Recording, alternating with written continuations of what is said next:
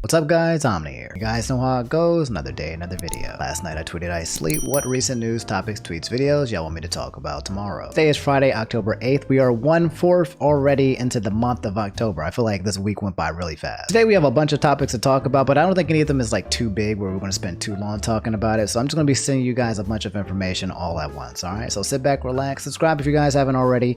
Drop a like on the video if you forgot already to do so, and yeah, allow me to lay it on you. So Glyph, but cynical and spooky, said Metroid Dread released tomorrow. Any plans to stream it or play it off camera? I know I'm going to scoop it up immediately for both.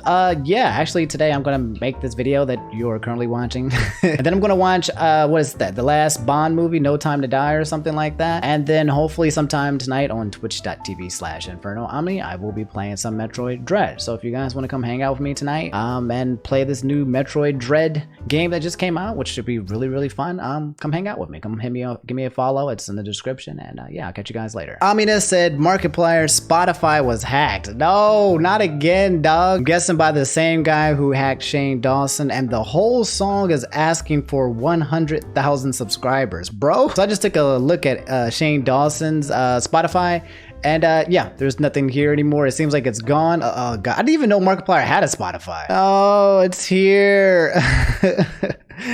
It says single and EPs, please mark latest release. I don't know how this hacker is breaching all of these YouTube videos. It's actually kind of impressive, but yeah, I'm not gonna go ahead and play this song. I think it's a song where he's kind of just begging for 100,000 subscribers. So yeah, man, hacker going wild on Spotify artists. I'm curious to see how long this continues to go, and if Spotify is going to fix whatever loopholes it has in the system that's allowing him to hack into these people's accounts. So this is what I'm just going to read out to you guys because I didn't really feel like going into detail.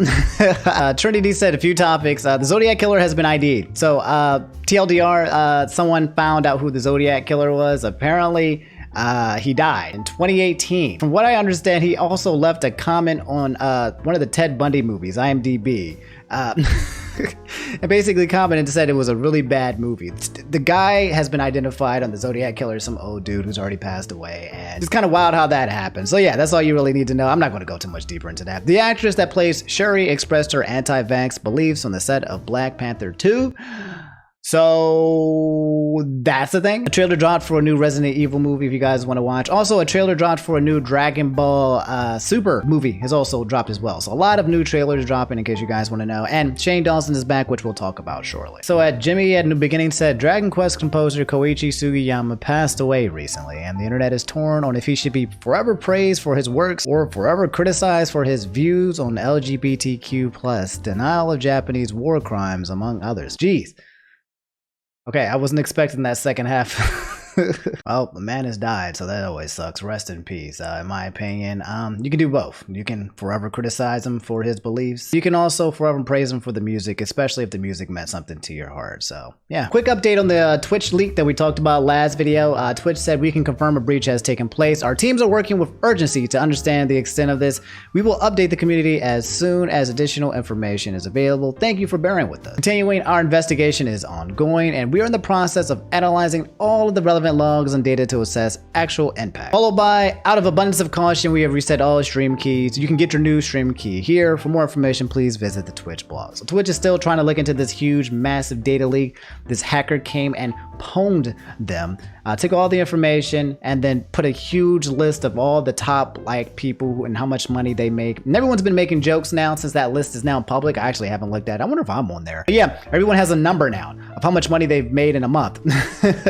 And kind of turn it into like a Squid Game, but with like Twitch, like in terms of the standards. But the information, the news is wild how fast news just kind of like circulates. When this happened, it seemed like it was such a big and huge deal, and like 2 days later, no one really cares and no one's really talking about it. I'm so curious to see if this hacker is going to drop like a part 2 in terms of the leaks and the information that it has. But yes, again, if you do have a Twitch account, change your password, change all of it, maybe change your Amazon one as well. That information might be out there, and you might feel like you're safe until your account gets, completely destroyed or obliterated and you can't get it back. So yeah, this is kind of like a breaking news in the gaming industry. Rolando Jesus Feliciano, but a lot of you guys asked me to talk about this. Yakuza creator Toshihiro Nagoshi confirms that he is departing and leaving Sega, which is absolutely wild because Yakuza is an extremely popular and successful series. So the fact that he's leaving. Pretty interesting. Yakuza creator Toshihiro Nagoshi confirmed Sega departure alongside Yakuza Like a Dragon sequel announcement. Nagoshi had been with Sega since 1989. What is going on, and what does this mean for the Yakuza series? Anyway, his last statements was, "As I depart from Sega, I'm also leaving my position as the head of Ryuga Gotoku Studio. Thank you for the fans who have supported us and the Yakuza series for many years. You have my sincerest and deepest gratitude. I persisted, and I'm here now thanks to what I learned from many people around me. It credit to the colleagues who supported such that I could own my mindset to continuously push boundaries. As of today, a new Ryuga Gotoku Studio is born where the series will live on." So the series will live on, but just without him. Though I don't know for sure what they will create, I believe the new generation will further enhance the foundation we built over the years and deliver great games to the world. To achieve that, they need to continue to learn, challenge themselves, and grow. I ask that you continue to support of the studio's endeavors. Okay. So the creator, I wonder how much of an impact that's going to actually have on the games with the actual creator of the game being gone. I feel like it should have a huge one, right? But yeah, just kind of like a need to know kind of thing that he's stepping away. I mean, obviously you already have Like a Dragon. I still need to play Like a Dragon, but I don't think the Yakuza franchise is going to get worse. If anything, it'll probably get better. It's such a good franchise. Sometimes when the creators do leave, things kind of go into hell. So hopefully this doesn't happen with the Yakuza series. At Chef Back said, YouTube no longer doing YouTube rewinds. That's correct, guys. YouTube tapped out. This exclusive interview with YouTube kind of confirmed it, and I'll just read the beginning part of the paragraph. It said, after shelving last year's iteration of YouTube Rewind due to hardships and heaviness of 2020, YouTube has exclusively confirmed to TubeFilter that it is doing away with the annual compendium for good. If you guys don't know what YouTube Rewind is, by the way, most of you probably do since you guys are on YouTube, but if you don't, YouTube Rewind is this thing where they get all the YouTubers together that are probably some of the most biggest or popular ones, and then they just put them into a bunch of weird singing situations or skits or dances, and usually it gets downvoted into oblivion. You guys probably remember Will Smith, you know, that meme where he's like, "Yeah," you know. And when I say the biggest, by the way, it's not truly the biggest. It's what like YouTube deems as like the biggest. Like you won't see some of the big people on here. It's just kind of like, I don't know, YouTube's finest prodigies and babies. Anyway, I said the decision was made on what would be the 10th anniversary of Rewind. YouTube says it's not abandoning the project because of the widespread criticism. Yes, it is. Okay, it has received on more recent efforts, but because its platform has become so massive that it's impossible to encapsulate its vastness and diversity within minutes-long compilation. No Johns, no excuses. Okay, you don't have to encompass all of it within 1 minute's long compilation. Just do your best with as little as you got, and then make another one. Like if you made good YouTube rewinds and if people loved it, then you wouldn't stop. This is a cap, okay? This is copium. According to YouTube, it says we'll be passing the baton to creators who have increasingly been producing their own homespun versions of YouTube Rewind in recent years, which is correct. I think PewDiePie made his own version as well. A lot of people made their own versions of YouTube Rewinds that was just way better than what YouTube can do. So they're capping. The only reason why they don't want to do it is because every time they do it, it's bad. That's it. So a lot of you guys asked me to talk about this, and I still haven't seen the special yet. Joko Loco said the latest Dave Chappelle Netflix special causing a lot of people from the LGBTQ plus to protest and to demand for the special to be taken down. God dang, what did he say? Nothing important. Would love to know your opinion on the matter. What did he say? Oh my God, Dave Chappelle. You guys know Dave Chappelle. Infamous for offending everybody all the time. I know that Dave Chappelle's skits and humor has changed. I've noticed as he's gotten older, some of the things that he says is a little sus. Like for the most part, this guy is still a funny dude, but then I get shades of like, wait a minute, he's getting kind of older, or wait a minute, I don't know if he's kind of like hip with the times. Like, I don't know if he's, you know, kind of slowly evolving into a boomer sometimes. I just see shades of boomerism in his mannerism. But what did he say specifically? Dave Chappelle's civil rights group asked Netflix to remove special for perpetuating violence against trans people. What? Anyway, this TMZ article said that the photags are peppering him with questions about the blow black over his comments about the LGBT community, but he doesn't answer. He does, however, offer a parting shot as he drives away, saying, "Dumb A questions." Dave came under fire among other jokes, joking that the gay community cared more about torpedoing DaBaby's career for his homophobic rant than the fact he shot and killed someone at Walmart. What? DaBaby did what? By the way, DaBaby allegedly fired in self-defense and was never charged. Oh, okay. Kicked it off with, "In our country, you can shoot and kill an N-word, but you better not hurt a gay person's feelings, and this is precisely the disparity that I wish to discuss." Dang. Dave also said, quote, "Gender is a fact because every human being in this room, every human being on earth had to pass through the legs of a woman to be on earth. Comments, of course, set off a wave of controversy. Dave, however, seems unbothered, and it shows. Am I surprised by this? No. Dave Chappelle is very, very unforgiving in the comments and the jokes that he makes. I need to watch the stand-up. I don't have enough context, but in case you guys have seen it, I guess you guys just need to know that the LGBT community is coming at his throat, and that's Dave Chappelle being Dave Chappelle. Louis said, talk about the multi-part exposing series that Coffeezilla and Some Ordinary Gamers are doing. So, okay, this is absolutely, and I love watching this. Like, I know a lot of people like to watch like true crime documentaries or America's Most Wanted or stuff like that. This is like the 2020 version of that. This guy Coffeezilla is a YouTuber who goes around and basically exposes like frauds and scams, but it's specifically in the crypto market. But anybody taking advantage of their audience or taking advantage of the economy, anybody who's cheating the system or whatever way and getting away with it, this guy is like the detective of the internet who goes around sleuthing and exposing. And he is on this part 1 huge extravaganza of exposing this guy. I forget who this guy's name is. Robot's House of Cards episode 1. It's a 14-minute video, very short and sweet and easy for you to basically bite up. In the description it says lifestyles of the rich and shameless. This is a 6-part investigation with Some Ordinary Gamers into Roobet, an online offshore website with games like Crash, where many people are pushed by online influencers like Steve Will Do It and many others. Where do these people get their money? Who pays them? How much? We're going to find out. How can you make a video like I spent 1 million on this video? And if you come to the pinned comment, it says update. Steve Will Do It's gambling channel deleted all of its videos. His live channel was deleted completely, and Lucas from Nelk deleted all his VODs. Archive while you can. They are scared of what is coming. So the people that he was actually about to talk about, looks like they went and ran into hiding. Like, good God. So anyway, after they deleted the video, Mutahar said, deleting your YouTube videos to hide evidence is dumb AF. Everything got screen recorded. You just look guilty doing it. I'm talking about Steve Will Delete It. Later on, Coffeezilla made this tweet less than 24 hours ago saying, gambling with fake money and screaming as the number goes up has to be the most cringe things ever. AKA, quote, this is how you retire early. I'm not even going to play this thing. This is so cringe. This guy basically watching this rocket go up as he makes money like 4 times, 5 times the amount of money using fake money. And then afterwards, Mutahar did the part 2 on his channel. So it's a part 1, part 2. They're going to be flipping it from each other's channels. Part 2 of 6 on the Roobet House of Cards investigations up on my channel. Come check it out. And it's got Aiden Ross.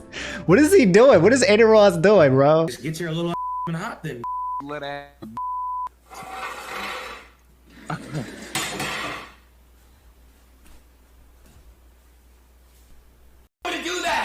Anyway, so part 3 is going to be coming out soon. Coffeezilla actually made this tweet that said, it's going to take a minute. Nelk responded, Luke hasn't alleged whistleblowers, NDAs. It's a mess of competing narratives. I promise I'm working hard, man. I barely slept. This stuff doesn't come quickly, though. We have to do it right. So yeah, if you guys are interested in this entire narrative, by the way, if you just want to listen to these stories about how these people or these scammers are basically trying to get away with stealing a bunch of money from their audiences, this is the place to go. Mutahar, I talk about him all the time, but Coffeezilla makes really good content as well, so I suggest that you subscribe to both of them and follow up on this narrative if you're curious. So Cryopot said Shane Dawson is back. 2021 is the return of the canceled. I called it. I called this literally last week. I said that Shane Dawson, you know, when he comes back, he'll probably just make a documentary on himself. And I guess The Haunting of Shane Dawson, I'm guessing is not actually a documentary. I think from what I understand about this is one of his like deep dives when it comes to, what is it, spooky conspiracy theory or something like that. But yeah, The Haunting of Shane Dawson, #1 on trending. 197,000 likes, 22,000 dislikes. Ladies and gentlemen, the internet. No one is truly canceled unless you cancel yourself, it seems like. I feel like going directly into the comment section, I see things like Jaden, I would be lying if I said I wasn't craving another Shane Dawson video. Or honestly, yours are the only 40+ minute videos that I feel they pass in like 10 minutes. For me, I don't care about the content. It's your energy that I love and I can't get enough. It's really good to see you again. We missed you more. Shane is so laughing at my trauma. My boyfriend hates it, but it helps me keep a positive attitude. Shane was a mood when he said, I don't really like me either. You have either no idea how bad I needed this, Shane. I've been binging your videos for weeks now and hoping to find the euphoric feeling from watching your videos. I love you and I'm so happy you are back. In case you guys don't realize how big of a hiatus this was, this is Taking Accountability video, which we talked about when it happened. It says it happened a year ago. And it looks like comments and everything has been disabled, likes have been disabled and all that stuff. But this video came out June 26th. So he hasn't dropped a video for the past year, a little over a year, almost into a year and a half at this point. Like, good God. Anyway, guys, to just kind of show you the cut, like there's a there's a difference from what you see on YouTube, right? You saw on his YouTube comments, you saw the likes, you know, completely outweighing the dislikes on his actual YouTube channel. Whereas when you come on to Twitter, most of the trending tweets that you see are people hating Shane Dawson, people being upset that he's coming back. This person, T with Tammy, said, trying to figure out what the haunting of Shane Dawson is about without watching the video. This person said, all of YouTube seeing that Shane Dawson notification.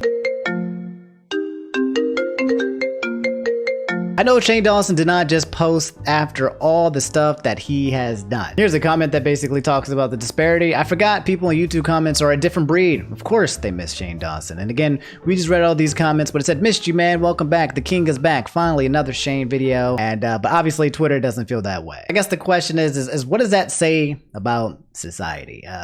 What does it mean that Shane Dawson can come back a year and a half later and make content and it be successful? Is he allowed to come back? Did he ever lose permission to stop posting videos? It's the same David Dobrik situation, James Charles situation where someone gets canceled for things, but they return. They never just like disappear unless you go into like infamy with like EDP 445. Unless you get completely deplatformed and demonetized, you can return on YouTube. There is no literally killing any of these guys. And I specifically can't start talking about all the things that Shane Dawson has done in the past. I don't know how to feel about it. Kind of need to process it. Like, I'm not a huge fan of like cancel culture in general, but at the same time, if the cancel culture that's in place is done to deplatform and remove people who have done, you know, heinous stuff, then I'm like, oh, okay, cool. You use the power for good or for bad kind of thing. And I don't know how that applies to Shane Dawson when I think about it. He's not on the levels of the Weinstein levels, the EDP levels, but he's also not a saint as well. And people keep uncovering a lot of dirt from this man. So I think the moral of the story is it is what it is. He's back and there's literally nothing that any of you guys can do about it. I feel like it's kind of one of those things where it's like, if you don't like his content, don't watch it. But the majority of the people who come to his channel or who are subscribed to his channel or have notifications on obviously want to continue to consume his content. My guess is we're going to continue to see a lot of creators who got canceled to continue to come back. Anybody that you haven't seen make a YouTube video in a while, 2021 is the year when everyone can return and just, you know, start off with what they're doing from the past and keep going. But yeah, let me know how you guys feel about Shane Dawson and him returning, how your feelings are about it. Do you care? Do you not care? Are you happy? How do you feel about the cancel culture situation? Do you think, you know, he never lost permission to leave? What do you guys think? Let me know in the comments. But all right, guys, that's all I have for today's video. If you made it to the end, do me a favor, leave a like, subscribe if you guys haven't already. You guys have a great rest of your week. If there's anything big that happens this weekend, then I'll make a video. But if not, you guys can probably just find me on twitch.tv playing some Metroid Dread or maybe finishing up some Deltarune or maybe playing some of that Nickelodeon All-Star Brawl, something like that. You guys will probably see me gaming on there. Otherwise, I'll see you guys later. Have a great weekend. Take it easy. Peace.